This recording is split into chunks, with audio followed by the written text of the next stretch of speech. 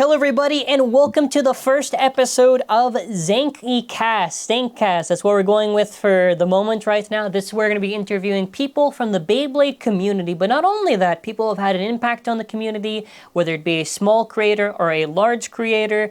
No matter who it is, we will do the interview. And for our first guest today, we have a YouTube content creator that is representing the Brazilian Beyblade community. We have Cyprus. You may have known Cyprus from organizing tournament events, app QR codes, combos, battles, more and more and more. So I want to give a nice introduction to Cyprus. And Cyprus, there.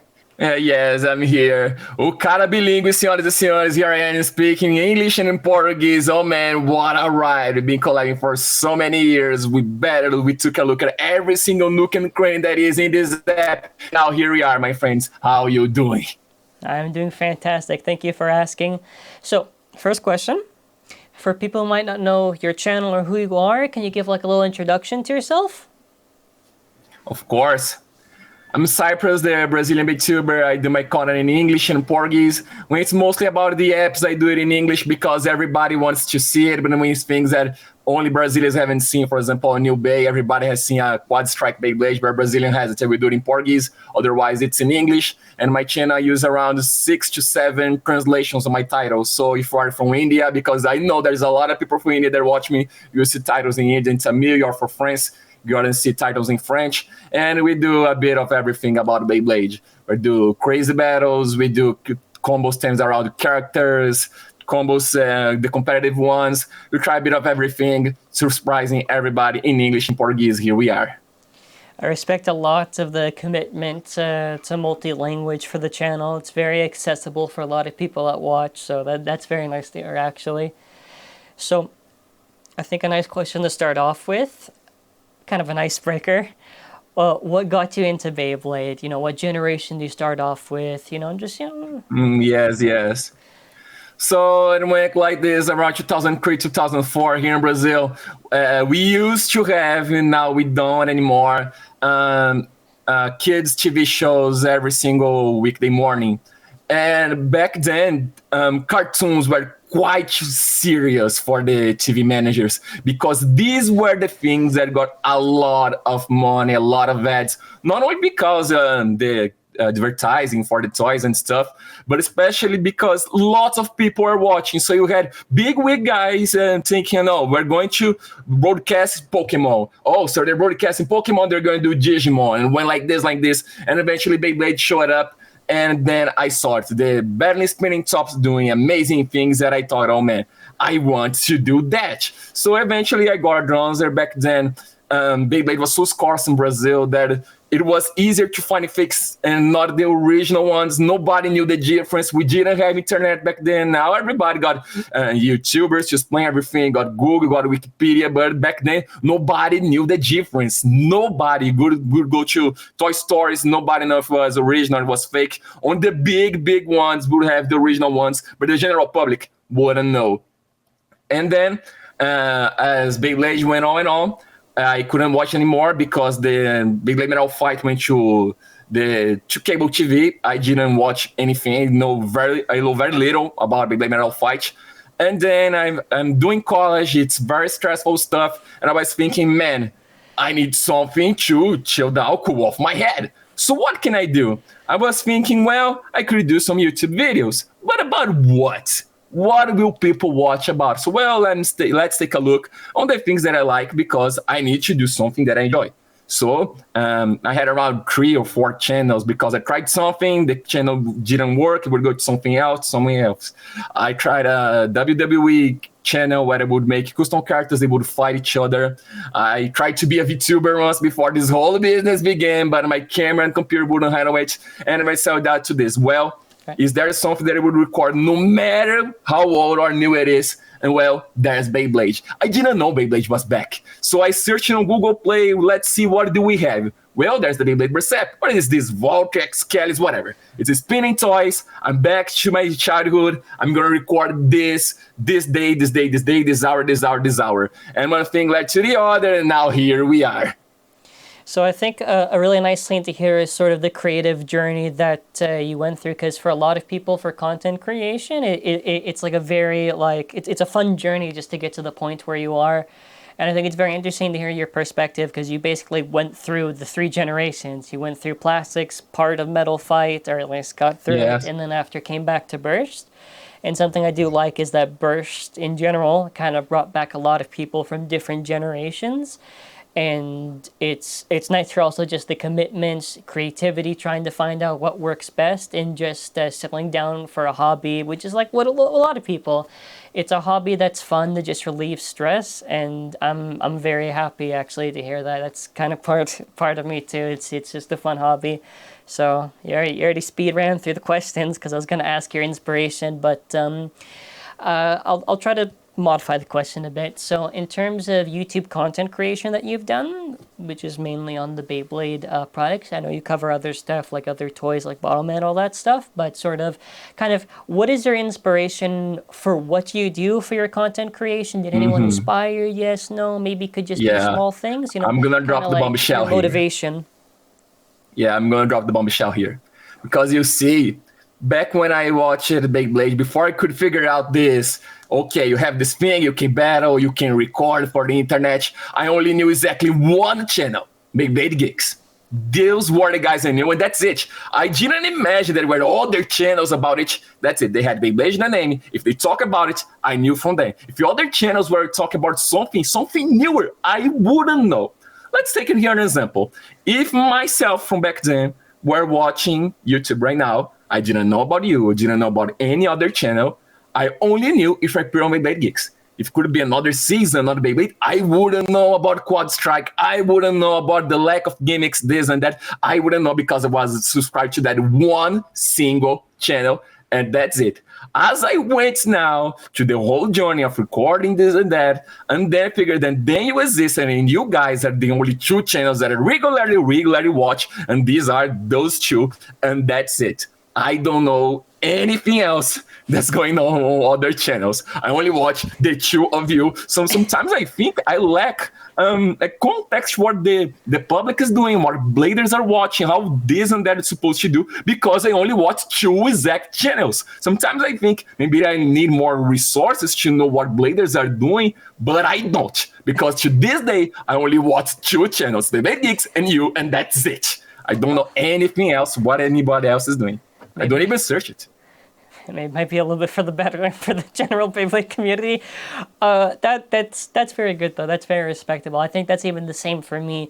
My main inspiration was Beyblade Geeks. They're very hardworking, Canadian too, so that was another inspiration. They were older too, and that's the thing too, is that a lot of people kind of generalize when people kind of do these toy hobbies, if it's Pokemon, Lego, or Beyblade, Yes. but like it can be enjoyed by anybody for any age. So that was part of my motivation too, and I think it is fair that it's not easy to kind of get involved with the community, because obviously, there's kind of like there's Beyblade in general, but there's always like sub communities, whatever. I generally think that the best output for Beyblade in terms of getting fans together, even if I may agree or disagree, is the WBO, mostly because it's like people like you and me from around the world, different generations. And I feel kind of what you said kind of like bridges a little bit of a connection there, because not everyone's going to understand, okay, there's this guy who does in Canada, and there's guy who does in the US, or maybe she doesn't, like, you know what I mean? So it is quite big. Even for me, it's kind of hard to catch up on this stuff. Sometimes I spend Yes, like it hours is. watching like so many people. The world is quite big, and you still speak about this ignorance from my part and lack of knowing. And you see, for America, you have the WBO, that forum, and that's it. Over here in Brazil, I'm gonna say this again. I know very little.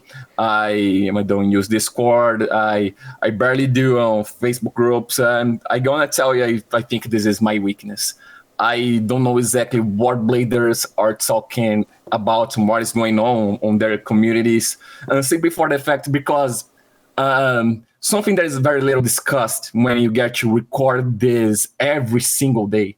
You have to come with ideas all the time. better in the algorithm, the CTRs, the retention and such. And this takes a certain toll on mental health because you have this adrenaline, very incredible thing, but you do this every day. And the way that think about this all the time and checking how every community is thinking this, the good, the bad, it is a lot. So to save my mind to getting even burnout, because I got to a time that I did it and now I am recovering, I don't go snooping to anybody's business. So here I am. What shows up in my comments is what I know. If it's not there, I don't know anything. So I tell you, this is my weakness. I have no idea what's going around on other places because this takes some toll on the mind. And it's a lot. It also appears, believe it or not, on Bottle Man. And it was something that bothered me a little because the characters, they watch YouTube. There's a plot of the show that you discover that this guy's actually evil. They go to the official channel. Imagine an episode that Valdaoi and the Master Bladers, hey, hold up. This guy is evil and it's posted to TAKARA TOMY channel. This is going on Bottle Man. And there's a character that he knows how to use his model because he watched it on YouTube. This YouTube thing takes a lot for their products. It's quite interesting.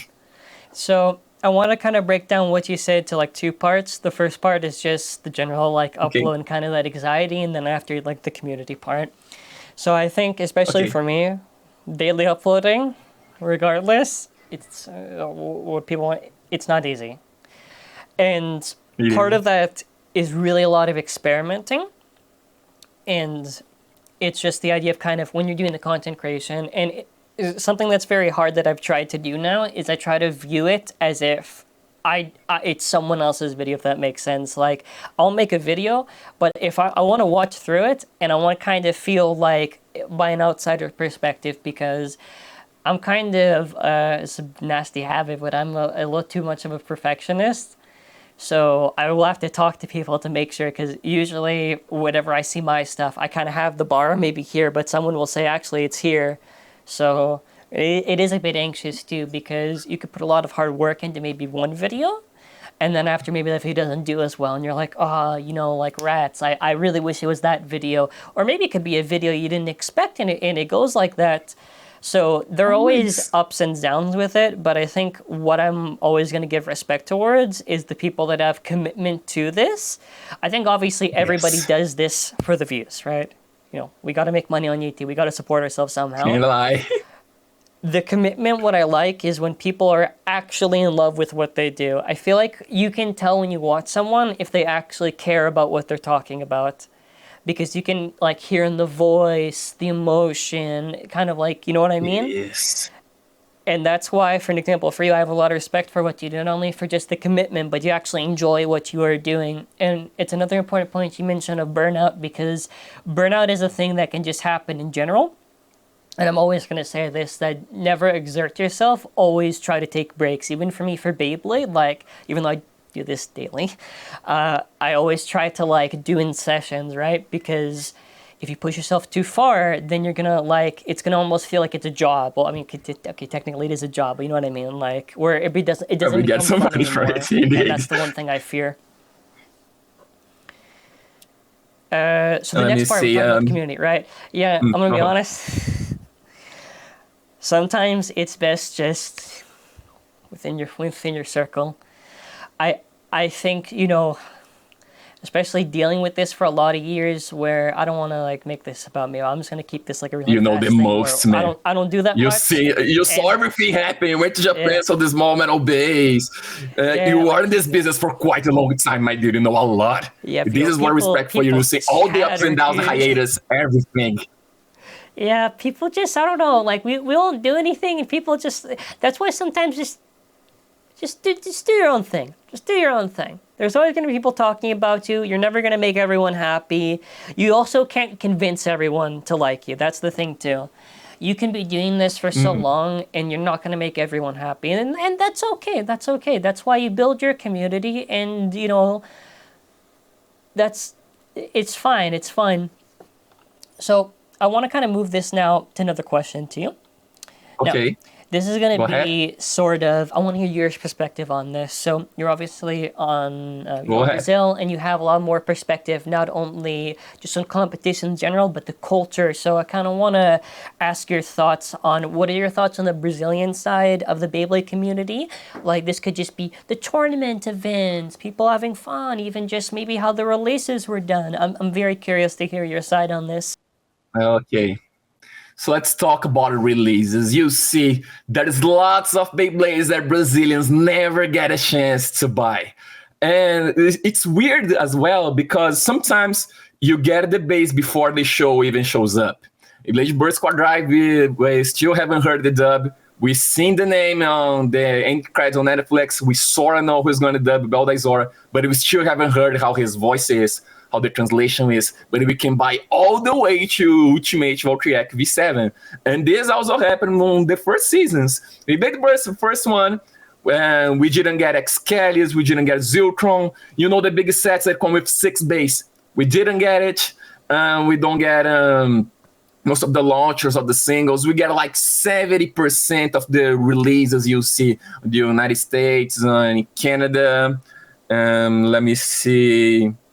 And the prices are also quite jacked up as well. For example, you know, the Moral Strike base stadium, that set is amazing. The base sucks, but you can't deny a motorized base stadium is easy to get without getting from Japan.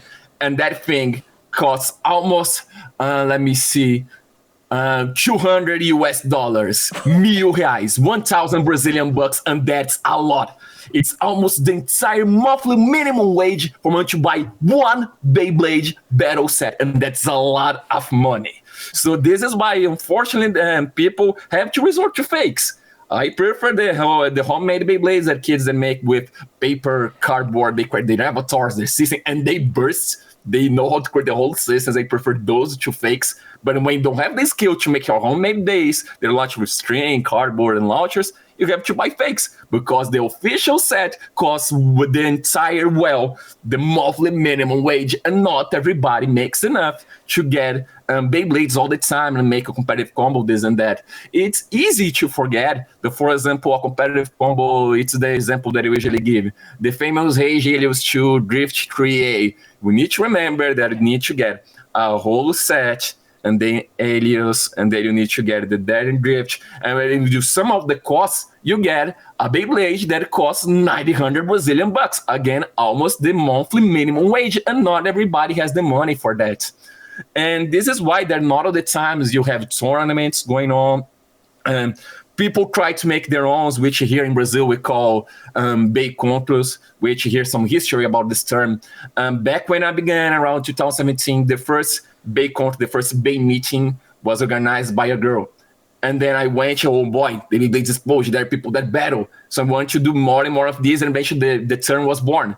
People do this all around Brazil, but not all the time because, you need people that have base and the time to go there, organize their things, so you don't have many of these.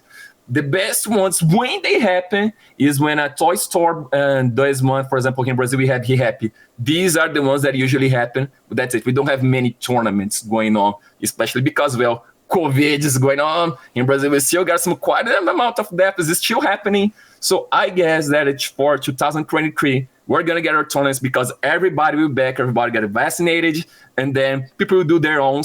And let me tell you this, you don't need to be an influencer and a YouTuber to do a battle. Call up your friends, do the battles. Don't worry about this YouTube ecosystem. Go there and battle. No need to record, worry about views and all this thing. This is too much. I think there's something on these toys that the cartoon wants you to make videos, but dude, go focus on the battles, do the combos, be they competitive, be they weak or strong, on purpose or not, do the battles. It's what we need the most. There's this delay. Yeah, so I want to say that it's very interesting to hear your perspective on that. And obviously, the tournament scene in general was very rough, especially here because of COVID. It is very nice to hear, though, that you're doing your best to try to revive the scene. And I think it's also important, another thing, too, is have fun. I think a lot of people that maybe go to events maybe worry about, like, ranked points, all this stuff. But I think at the end of the day, it's people that have the same interests as you, that just want to have a good time. And I think something like that is very important. And I think people who host events do have a lot of respect. I have a lot of respect for, because not only does it probably cost a lot to get a venue, or either way, it costs a lot of The time to prizes. organize, Not all but the time tournaments have it's prizes such a to great give. opportunity for everyone just to enjoy themselves. So this is where, since we talked about competitive, now I've actually got a good segue for once in this. Okay, so I wanted to say, which side of Beyblade do you prefer? Do you prefer more like the casual fun side? This is just, it could be whatever, or maybe like a little bit more the competitive side. So the difference here, like casual are just like combos that aren't really like competitive or meta. Or competitive is self-explanatory, but I'm curious on, because everyone has their See. preferences. Maybe they just like the stock anime base, or maybe like Yes. combo making. So I have two things to add in this. For the first one, I think that Hasbro competitive is very neglected, because you see, we know the base don't have the gimmicks, they don't have the weight, this and that. But let me tell you this: when Hasbro shows up again saying, "Hey, do you want to battle Beyblades from all over the world? Go to another country, get those things paid." I'm sorry, but the Takara Tomy combos won't work in here, especially because since the last French rule set, Pro Series is banned, so it doesn't work. If you only know about making Takara Tomy combos and you forget Hasbro, you're not going to some country battle someone from Japan or from France, Canada, Mexico. People need to remember that these are the combos that you need to do, despite Takara Tomy having everything else. And for the other part, and I find it weird how when I look at a Metal Fight and Burst, it seems that the combos always return to this slow, very round, spinning to the other side with tones on lead, very heavy Beyblade that does almost nothing. My dude, I'm here to see, if I could, my Beyblade system would have only attack types. I want to see them doing the crazy stuff. They're going this and that, battling this and that, then it's over. If you have just two bases spinning around, doing this and that, and battling the lads and lads and lads, it becomes boring. Right. And there was this tournament that was broadcast on Twitch. There was this guy from Big Other Streamers. I forgot the name. But the final battle was like Wind Dragon or Hyperion versus, I forgot the other bay. Right. That I had, like, I think it was Bearing Dash. And the final battle, you had tons and tons of ties and draws, because it was this very slow spinning blades, and they couldn't believe, oh no, it was this bay. No, it was this big. And they couldn't tell. I have to look frame for frame. It was this one. So after 5 rounds, 1 point. And they had to go, I think, to 5 or 3. It just takes too long. I wish we could have more interesting stuff happening with the base. But as how eventually competitive ends up, I think that is going to take a little more time to everybody figure not only those slow spinning to the other direction combos, but others that is so strong that people, wait, hold up. I can just do bearing dash or bearing drift, because if this guy shows up doing this, I'm going to lose. Let's remember Judgment Valkyrie. Oh man, that was amazing. If you're Beijing and spin to the left, that combo was going to reach you alive. It was awesome. Okay, so So one thing I wanted to say, it is interesting you mentioned about, how the base spin and all that stuff, and how it eventually just becomes a big round shape. It kind of reminds me of just the original Bayoma stuff, where that is kind of like how it was. You would wrap it on a string, you would go, and yeah, it is also true that it does eventually kind of become potentially a stamina fest. But what's interesting too is just how regions differ in meta so much. Because, for an example, maybe here in Canada, there could be a lot of stamina use, but like Guilty is like the one bay I know that will bully anything. Doesn't matter if you have BDR, bearing, drift, it does the job. And I feel like there's like a certain anxiety with some people want to use attack, because technically attack is maybe the most risky type of them all. Because stamina... Yes. Okay. Also in the app as well. Yeah. Because like with attack types, you have to like flower pattern, you have to have a good launch and all that stuff, and like those contribute quite a bit. So I feel like I don't try to shame people who use stamina, right? Because like if they want to use, they want to use. If they don't, so long as they don't make fun of attack types, we're good, right? And it's just how regions are. like, I think people have this weird idea of Beyblade competitive. Not you, I mean like in general in this sphere, where people just Yeah, think, I oh, understand. it's Yes. like one combo, but it's not one combo. It's like, people, for example, there could be a really dominant combo, but it doesn't mean that combo is actually that good. It could be a lot of counters, right? And a lot of this comes down to if people actually want to test. I feel like, and Yes. you mentioned this a lot about competitive, and you mentioned Hasbro, and this is what I want to really bring up. If you notice, especially with the Burst generation, they barely advertise competitive, and not even just, when I mean competitive, I mean just even basic combo creation. If you remember, the last time they actually did it, and I don't count like, the 4-in-1, whatever, they actually did was Switch Strike. Switch Strike, Oh yeah, they did. because we had the World They Championship did. 2018. They actually had a ban list, all that. They were considering this. They were considering this, right? And I feel like because it gets partly neglected, and I'm not going to be here to like police, oh, you should do this or whatever. That's why I'm very thankful for not only just the general community, like WBO for a lot of testing, but anyone who's a smaller creator or even larger that just pushes a little bit of that competitive side, because a lot of people forget with Beyblade, it's not just stock combo, anime, Vault Shoe, or Jinga Ryuga, or Tyson Kai. It's like, no, part of the fun's actually customizing and trying to make like a good combination. And let me see. It was about this combos thing. Tips that are very overpowered nowadays that I think that could work on Sweet Strike base are Valor and keep their super round. They have strong spring locks. They were so OP that here in Brazil, almost every single Hypersphere port was banned. And here's a combo that usually I don't see on North American competitive, because sometimes this eventually shows up. My algorithm here in Brazil, there's a lot of burst, Spryzen, Nexus of the Lockless Gear, Mobius. You put that thing, you launch it strong, you launch it weak, that thing will always win. It's very strange. And then you have Barry Mobius, thing got even harder. I look at the decks from the other countries, and I think this is the kind of combo that shows up in here that doesn't elsewhere. Another example about knowing combos from other countries and how competitive is different from region to region. It was when there was this VTuber, Honoka Hoshizora. She's like just 1,000 subscribers. And she said, let me do a Beyblade combo here on Twitter, submit yours. And I did mine. And when I saw the combos from Japan, and dude, it's completely different. Yeah. Everybody was using Wave Dash. Everybody was using parts that barely considered. People, wait, no, I'm confident that Divine without anything will win. No, I'm using this disc. No, I'm using Wyvern and with this DB disc and this other tip. Dude, it's crazy. Yeah.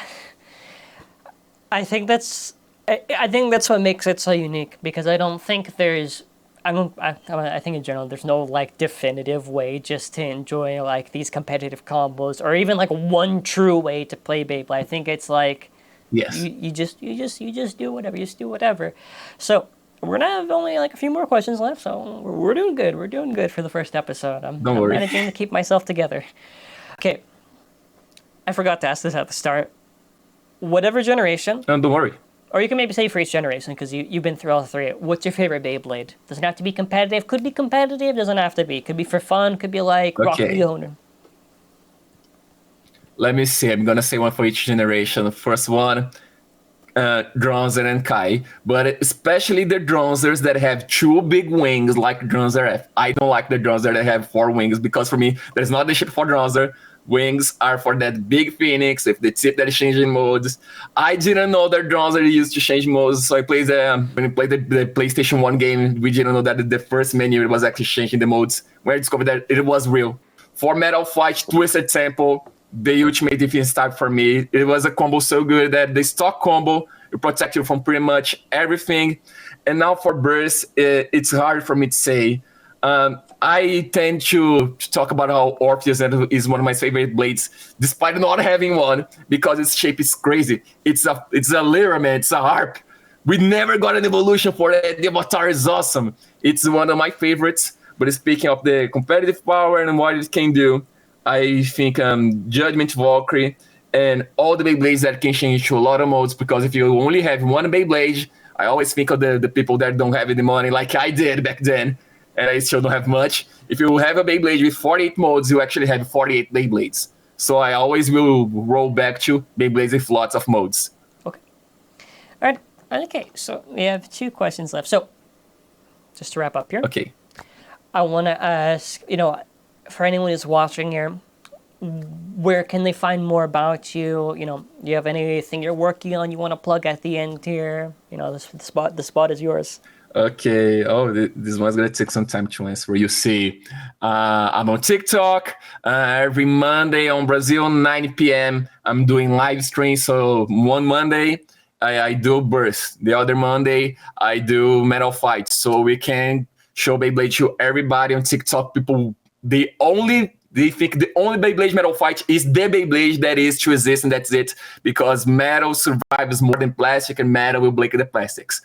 I'm also on Instagram, BR Cyprus. On TikTok, it's Cyprus channel. I'm here on YouTube. Now we got the new handles thing. So we got youtube.com/@Cyprus Beyblade. And let me see. On YouTube, no, I said this one. Twitter, Cyprus YT. Let me see. Things that I'm planning to bring to the channel. Well, we always eventually run up of codes because one day we always give every single one of them. So I can't give you QR codes for a Beyblade that don't exist yet. Calm down, guys. I can't give you, Bellfire 3. I don't know how it looks yet. Don't ask me for that QR code.